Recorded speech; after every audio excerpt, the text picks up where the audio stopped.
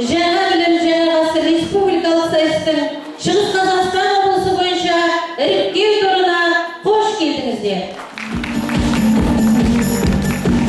Сайыстың ұйымдастырушысы 45 минут KZ және KZ студияға арналған басылымдары, сайысты қолдаушы ұйымдар, Алматы қаласы, Әуезов аудандық Нұр Отан партия бөлімі, Қазақ мемлекеттік қыздар педагогикалық университеті, Алматы қаласы Медеу және Алатау аудандық білім бөлімдері, Қазақ тілі баспасы, Ұржар аудандық білім бөлімі. Сонымен сайыс қатысушыларын қошеметпен сахна төріне шақырамыз. Крупская орта мектебінен келген Экопост тобын ортаға шақырамыз. Жеке қатысушы Қуанышбаева Гүлнар Бекболовна шақырамыз. Жанай орта мектебінен келген ынтымағы жарасқан Жанайым тобын.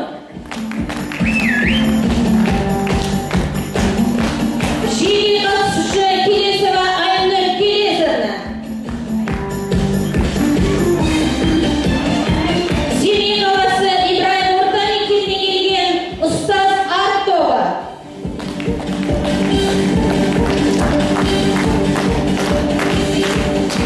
Жеке қатысушы Жүжасарова Гүлбарам Абылайына.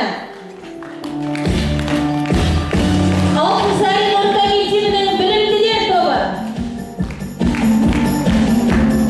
Жеке қатысушы Жарылғасынова Назым Құдайбергенова. Жеке қатысушы Естемесова Гүлбира Сәбетхановна.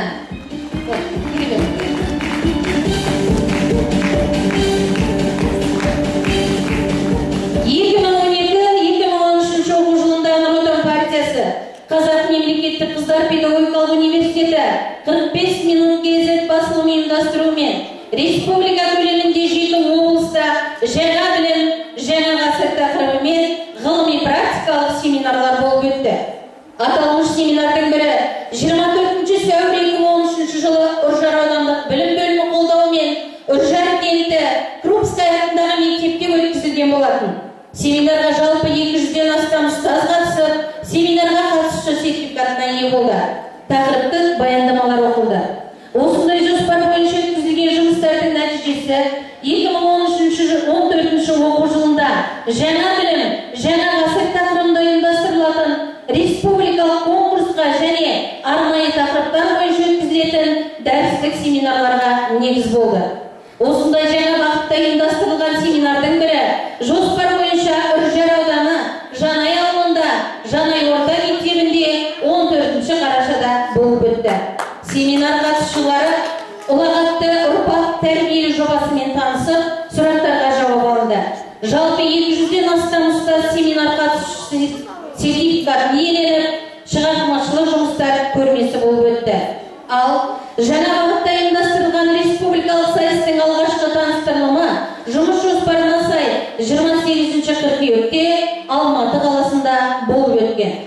Республикалық сайысқа қатысушылар жеке, командалық, ұжымдық түрде қатыса алады. Олар ұстаздардан құрылған топ, білім мекемесі ұжымының тобы, ұстаздың жеке өз атынан қатысуы. Сайысқа қашықтан және тікелей қатысуға мүмкіндік бар. Сайыс ережеге сәйкес тақырыптық бағыттар бойынша жүргізіледі. Алдағы уақытта республика көлемінде 9 облыста конкурстың іріктеу сайыстары өткізілу жоспарланған. Олар Шығыс Қазақстан, Қарағанды, Қызылорда, Жамбыл, Оңтүстік Қазақстан, Алматы қаласы және Алматы облысы, Ақтөбе, Ақмола облысы және Астана қалалары. Іріктеу сайыста әр аймақтан қорытынды сайысқа қатысу үшін 2 қатысушыға жолдама беріледі. Сонымен қатар, әрбір іріктеу сайыстарында 1-ші, 2-ші, 3-ші орындар мен ынталандыру номинациялары бойынша сарапталады. Шығыс Қазақстан облысы бойынша республикалық сайыстың іріктеу туры өткізілуде. Аталмыш іріктеу турына тіркелу 1 қарашаға дейін жалғасты. Сайысқа қашықтан қатысушылар үшін арнайы талаптармен таныстырамыз. Қашықтан қатысушылар сарапшылар назарына ұсынылады және материалдары интернет арқылы бағалауға қатыстырылады. барлық материалдар интернет сайтта орналастырылған. Сол арқылы республика ұстаздары бағалауға мүмкіндік алады. Қашықтан қатысушылардың сараптама нәтижесі 27 қарашада жарияланады. Келесі кезекте сайысқа тікелей қатысушыларды сәттілік сахнаны босатып, турға дайындалуларыңызға уақыт береміз.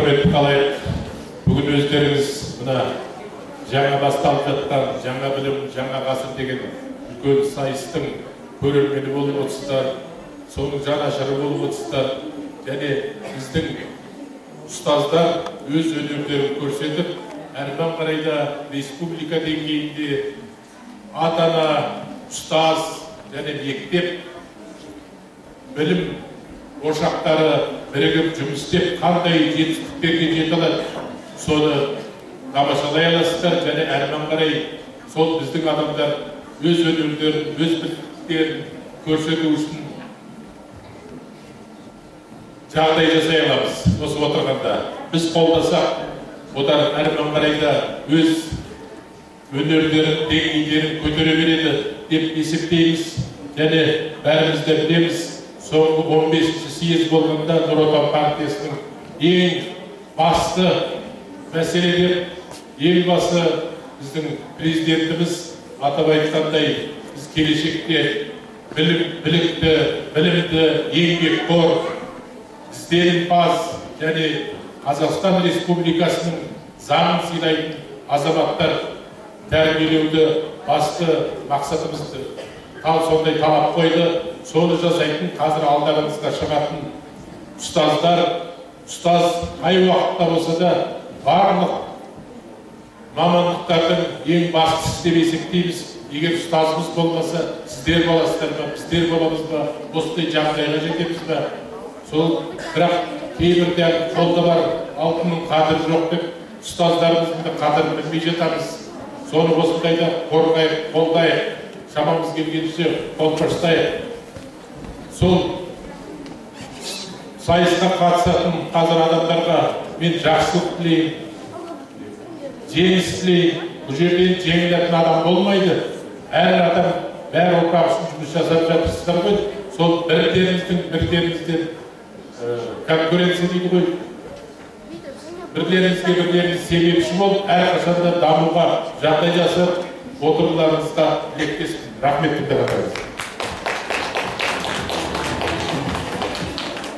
Құрметті қауым, бүгін ауданымызда тұңғыш рет осындай үлкен сайыс өткізіліп жатыр. Сонымен сайысқа келгендеріңіз қадамдарыңыз құтты болсын деп айтқым келеді. Енді сайысқа қатысушыларға сәттілік тілеймін, творческий табыс тілеймін, отбасыларыңызға амандық тілеймін. Енді 45 минут методикаға ұстаздарға арналған басылымдар атынан біз енді негізгі аймақтарда жұмыстарымыздың барлығын өзіміздің ұстаздардың арасынан тағайындалған тілшілер арқылы жұмыс жүргіземіз. Енді сондай бір біздің Қазақстан облысы бойынша тілшіміз Саябаева Гүлғайша Жакенқызы таныстыруға рұқсат етіңіздер.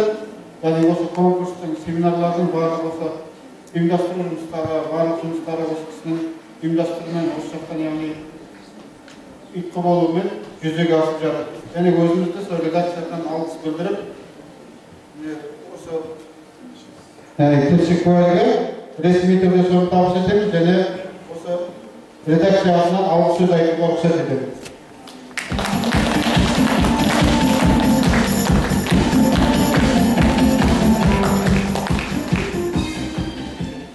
Құрметті конкурсқа қатысушылар, қонақтар, мұғалімдер, ата-аналар.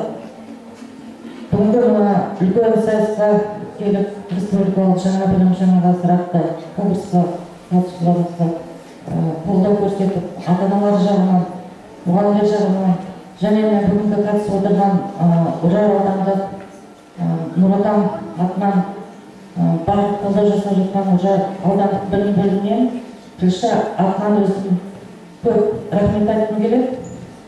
Енді және сол сияқты бүгін бізге кәсіподақ ұйымы қатысып отыр.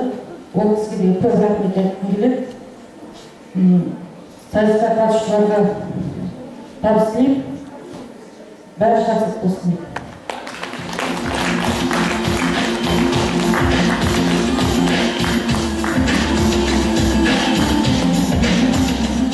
Дәлелді құрметті көрермен, әр байқаудың өзінің сарапшылары болады. Бүгінгі сарапшылар республикалық конкурс сараптау үшін қолдаушы ұйымдар тарапынан сарапшылар ұсынылған болатын. Сол сарапшылармен сіздерді таныстырғым келеді.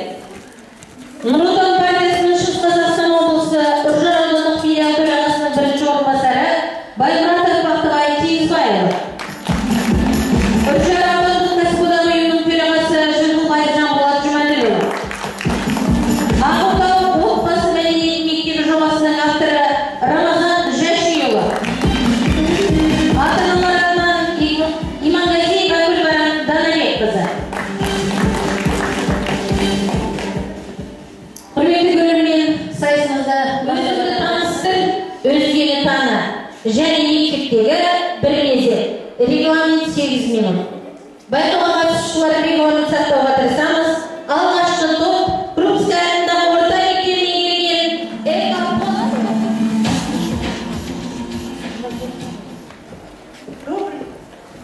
Добрый день, уважаемые жюри. Добрый день, уважаемые зрители. Приветствуем всех участников конкурса. Желаю успеха.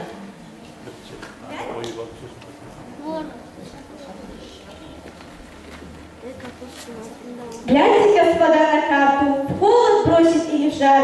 Дорогое сердцу слово. Деревенька есть Уржар. По проспекту Облахана школа Крупская стоит. Проживают здесь таланты, дети, родители, учителя. Наша команда. Вместе нам все по плечу. Думаем вместе. Вместе творим. В творчестве этом мы победим. Я в класс хожу, и сердце замирает. Вдруг выдает волнение толчки. Кого, как учителя вставая, приветствуют его ученики. Они сдадут экзамен успешно, невежество сумеют победить. Я научу их технологии, конечно, но прежде научу их Родину любить. Его мамы и заботы не просто громкие слова, они основаны или я в этом права? В классе торжественно и тихо. Я начинаю любимый свой урок. Я думаю о том, что дети любят Родину, и на карте ищут с удовольствием ее. Географию люблю, много повидала. На уроке мой помощник, карта Казахстана.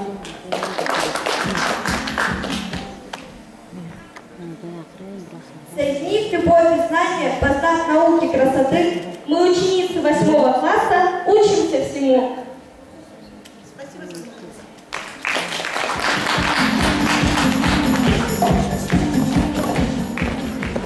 Келесі сайысқа қатысушы жеке қатысушы Қуанышбаева Гүлнар Бекболовна.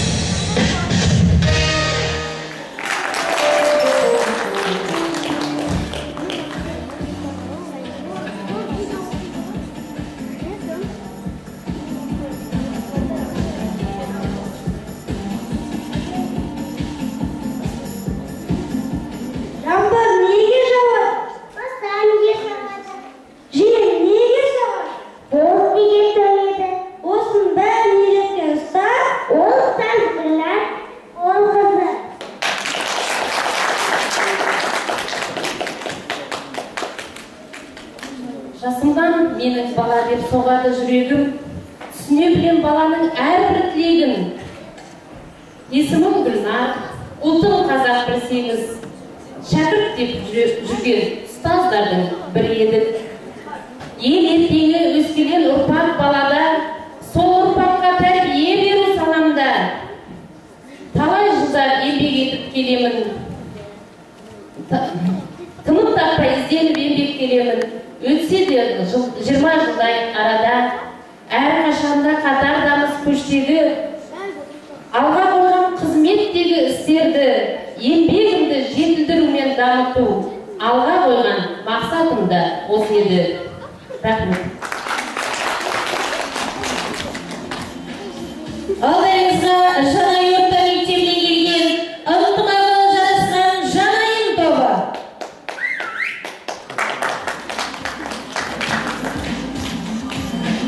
Жаңа орта мектебіне келген Жанайым ынтымағы жарасқан Жанайым тобы.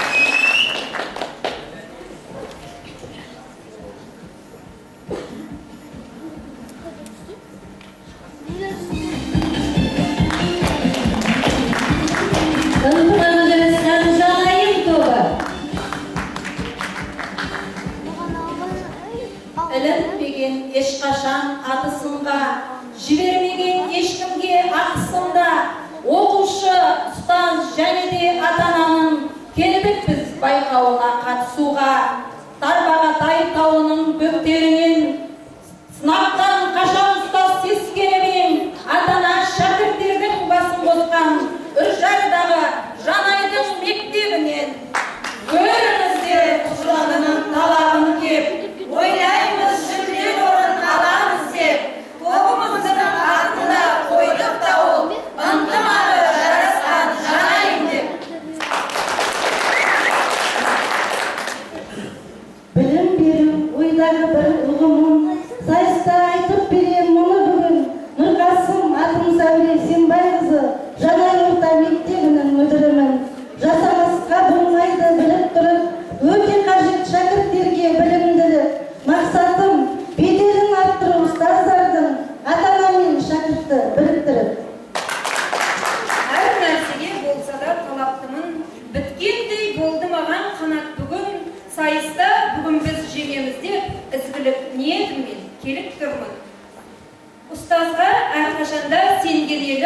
Осы қиын жұмысқа көнген едім.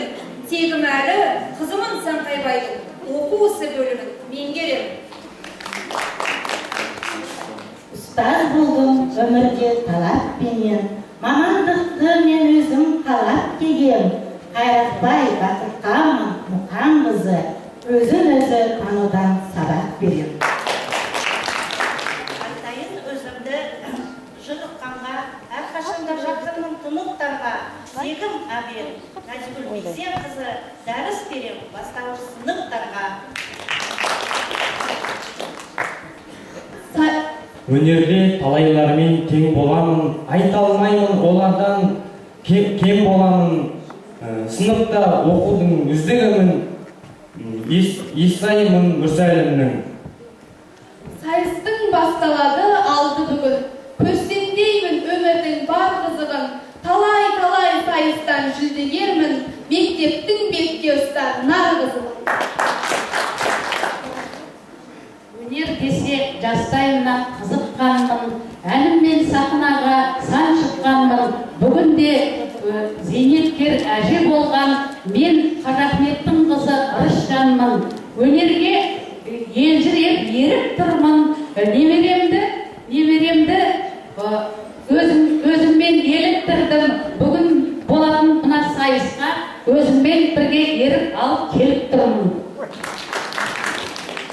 Дарымайды адамға өнер тегін, болсын деймін қызықты тек ертеңім. Сіздерге мен биімді билеп берем, немересі Ырысжанның жан еркемін. Бұл мектепке еркіммен қалап келгем, шәкірттерге ана тілінен сабақ берем. Жоққа жеті ұстазға жасынғанның, білгенін шәкіртінен жасырғанның. Есілжанның қызымы мен атым Райхан, мерейін мектебімнің асырармын.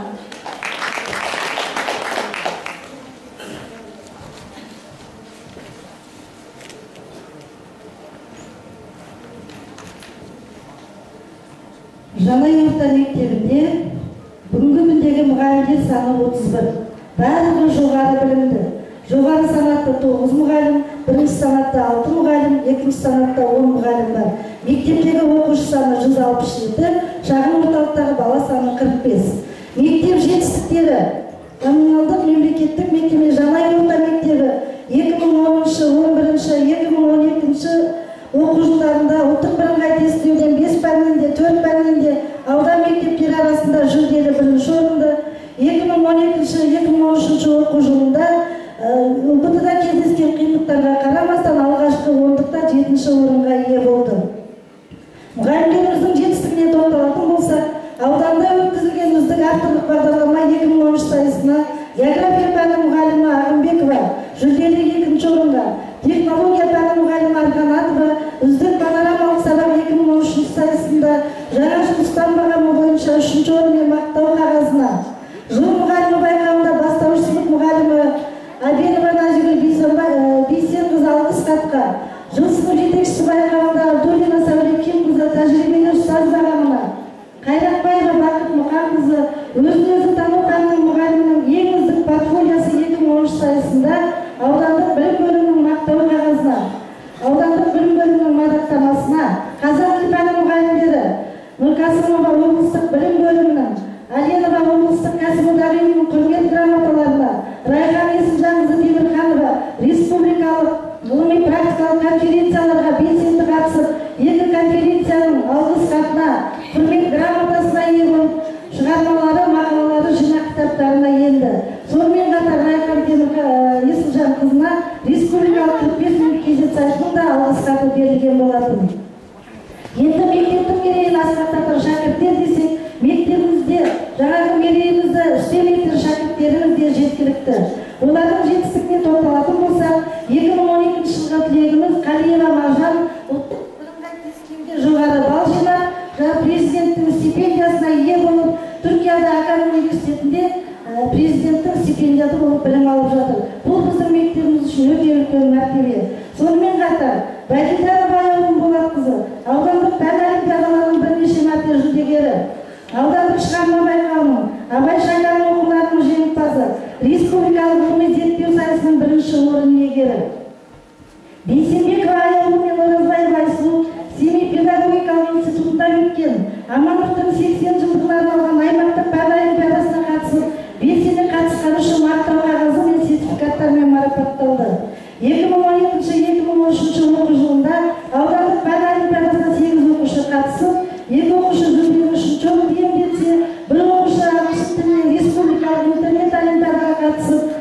сертификатқа ие болды.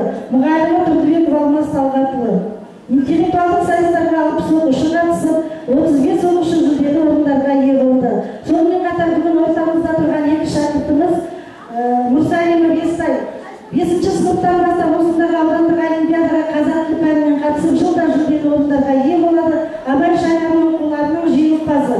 Камбаева Наргиз мектебіміздің жас ақыны, ауданда өтетін тәуелсіздікке байланысты жылдағы ақындар мүшәйрасында 1-ші, 2-ші, 3-ші орын иеленсе, тәуелсіздіктің 21 жылдығына арналған сайыста желтоқсан менің тәуелсіздігім жыр мүшәйрасында 1-ші орынға ие болды.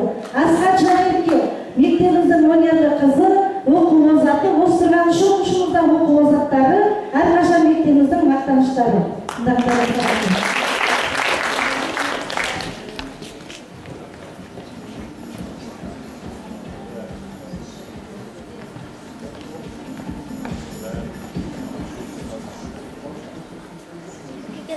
Төртінші топ.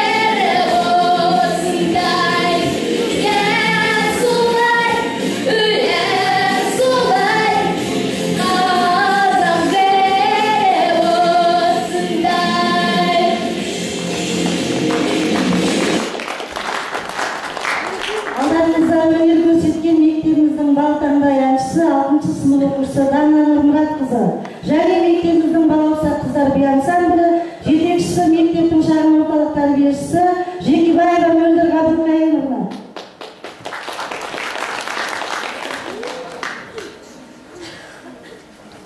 Алдыңызға шығатын 4-ші санменен Крупская атындағы орта мектеп балабақшасынан келген Жарылқасынова Назым Құдайбергенова. Армысың қазақ халқым, бас иіп сәлем бердік. Алдымызда Мұхамедианова Айша болып, бүгінгі сайысқа келіп тұр. Бас жүлдені алуға келіп Түндігран болды, сұрасаңыз, тоғыз екен кешегі бір атам. Әтемамда бір жас асқа тауып, ғана болып бір жасам. Гүлімен қолпытып өскен тау даланың, ұларынан талапқа сай бұл заманның. Атым сәне аяулы анам банай, мен боламын әлпеш деген қыз аманның. Бұнжының кәлді қанын тамған жөнің, кестіні тұсауымды алған менің. Тарандап тарихыңды жаттап өскен, ертекте еркелеген қызың менмін. Ұстазым Назам апай аяулыдан, бізден бар жүрген аямаған. Осындай ұстаздардың арқасында көпшіліктің көңілі тоянмаған. Армысың көрерменім елеңдеген, бүгін міне сіздерге сәлем берем. Тәуелсіз Қазақстан құтты болсын, алды болып елдің тереңдеген. Жарылқасынова Назым Құдайберген қызымын мен, жолдасымда ұстаз көп балалы анамын мен. Бастауыш сынып ұстазымын, Крупская атындағы орта мектебінен келген. Қолдаймын елбасының жолдауында, жолықсын тек жақсылық жолдарында. Бүгінгі сайысымыз құтты болсын, жүлдеміз әділ қалды қолдарында. Менің ұраным іздеген жетер мұратқа деп, бастауыш сынып өзімнің бірінші сынып оқушыларымды алдарыңызға әкеп отырмын. Менің ұстаным ақырын жүріп анықпаз, еңбегің кетпес далаға, ұстаздық еткен жалықпаз, үйретуден балаға деп Абай атамыздың сөзімен келіп тұрмын. Мына жерде слайдта көріп отырсыз, және ортағасы өзім жолдасым, және өзімнің кішкентай бес баламмен сіздерге мен және менің жанұям деген слайдпен келіп тұрмын. Міне менің алғаш мектеп табалдырығын бастап, алғашқы қоңырауда түскен көрініс оқушыларым мен ата-аналарым.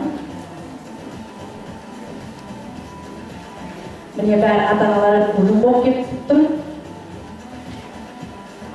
Міне жаңа алдарыңызда кішкентай қызым Мұхамедианова Айжан өзі таныстырып өтті. Менің осы оқушым Жауқазын фестивалінің жеңімпазы.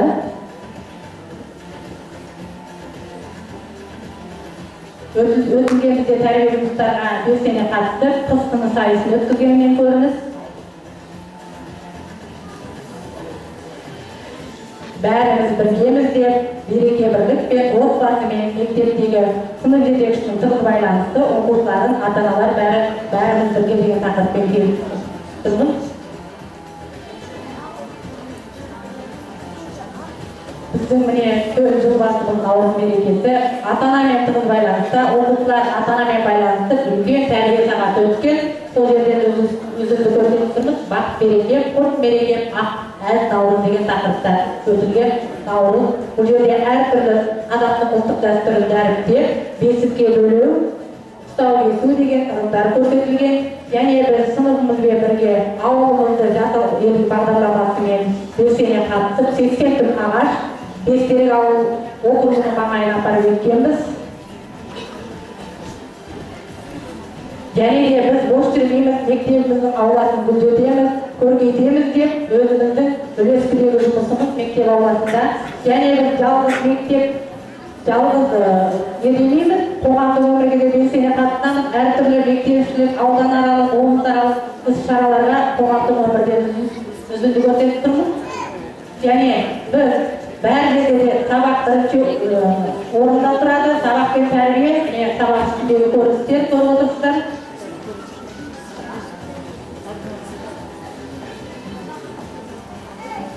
әр сыныптарда біздің өлкемізді таныстыру, өлке дамуының сабағына берілген.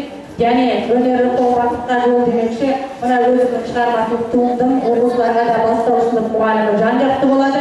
Өзімнің қолымнан салған суреттерімді шығармашылық жұмыс ретінде әкеліп тұрмын. Және біздің оқушыларымызды өзіміздің жетістіктеріміз міне мақтау қағазы арқылы сіздерге дәлелдеп келіп көрсетіп тұрмын.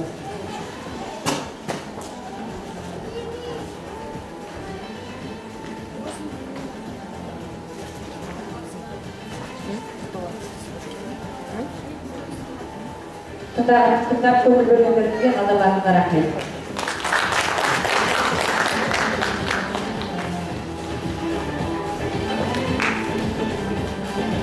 Бесінші санымен келген сонау Семей қаласынан Ибраим орта мектебі ұстаздар арт тобын қарсы аламыз.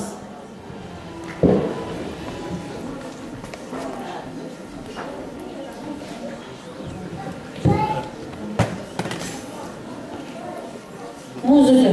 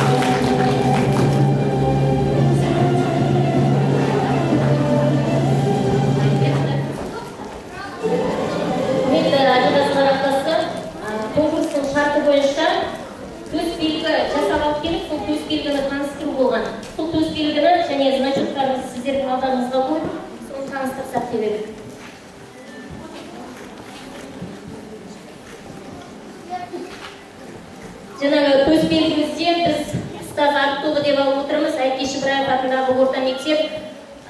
Осы ұстаз арт тобы деп қоюымыздың себебі, арт деген сөз өздеріңіз білесіздер, шыңның ең биік ұшар шыңын айтады. Сондықтан жаңағы шәкірт жүрегіне білім дәнін себетін ұстаз, ол алдымен творчество шығармашылықта болу керек. Сондықтан ол әр ұстаз ойлаймен өзімізде ұстаз болғаннан кейін оқушысының шыңға шыққанын қаламайтын ұстаз жоқ. Сондықтан осы шәкіртті тәрбиелеуде, оның білімге, тәрбиесіне де жауапты бірден бір мұғалім және ата-ана болып келеді. Сонымен қатар осы әр оқушы арт болған жағдайда ғана мұғалімнің беделі биікке көтерілмек. Және де ғаламшарды беріп отырмыз, жұмыр жерді беріп отырмыз. Бұның барлығы әр шәкірт бойына адами құндылықтарды себетін ұстаз шығармашылықта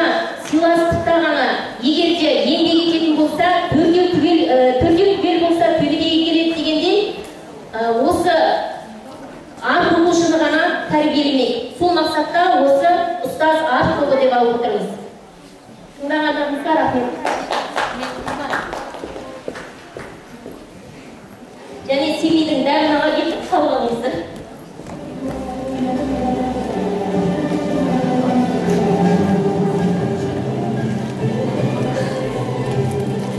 Және слайдтарда мектептегі бірлескен сәтіне көріністер. Енді осы мектептегі бірлескен сәтіне Мұқағали Мақатаевтың «Аққулар ұйықтағанда» поэмасынан сахналық қойылымды қабыл алыңыздар.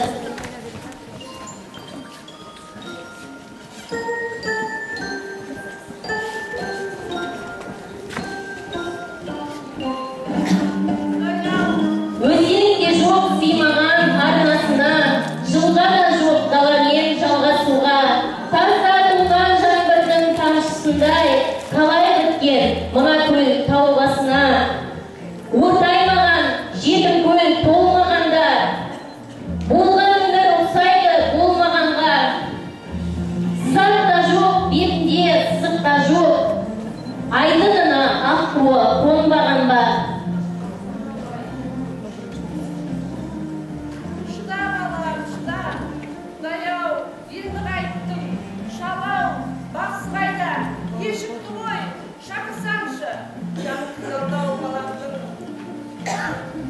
Кемпір қарсы көктем өткен бақсыда келді.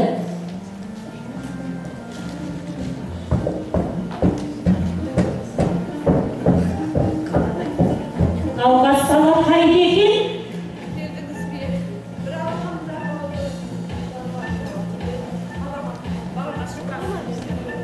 Ой, онда балаға көз тиген екен ғой, қазір аластап көрейін.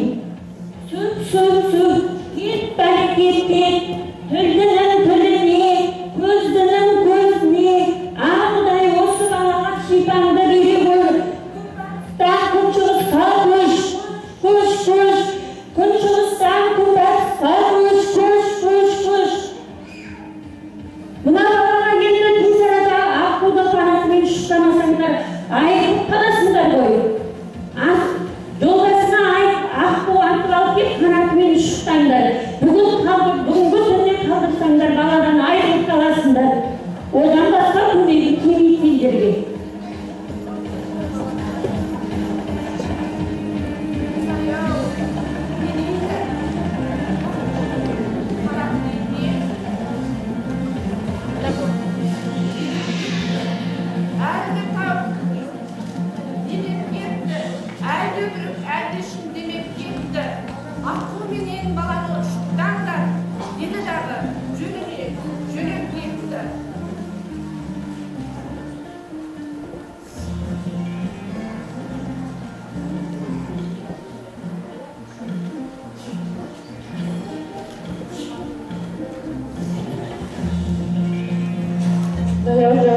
Шал не деп кетті.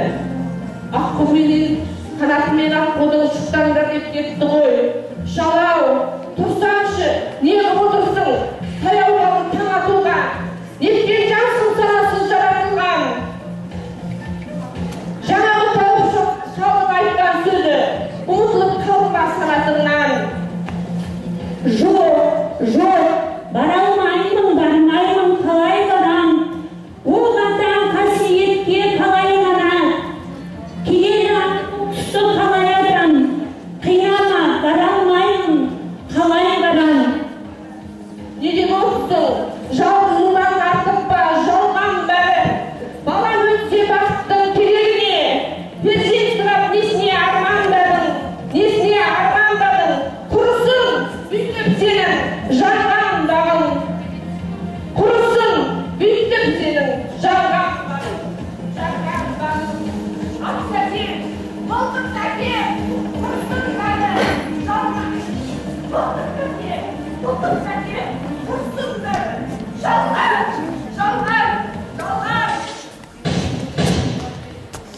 Аққулар, аққу мойын, сүмбе қанат, алаңсыз сарамында күнге қарап, айдынның еркелері білмей тұрмын, етермін тағдырым